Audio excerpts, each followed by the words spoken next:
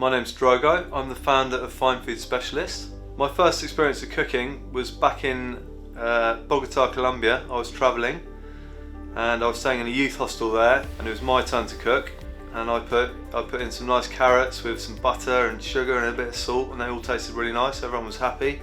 I think that was my first foray into the kitchen. So my love of fine foods came when I went to Switzerland, where I did a stage, which is essentially a free work experience in a 2 Michelin star kitchen. And I arrived there, thought I knew how to cook, and very quickly realised that I had no idea how to cook.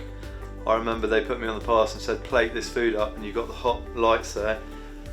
And my hand shook around the thing nervously, and they kicked me out and sent me back. So when I moved back to London, I got ill working at the Mirabelle, very big restaurant, 500 covers. So I was taken out of the kitchen. I got spinal arthritis, and you cannot stand 18-hour days, with that condition.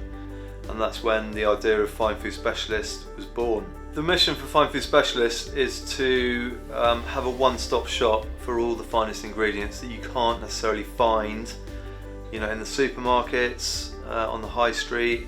You've got it all in one place here at Fine Food Specialist, and that was the dream that's come alive.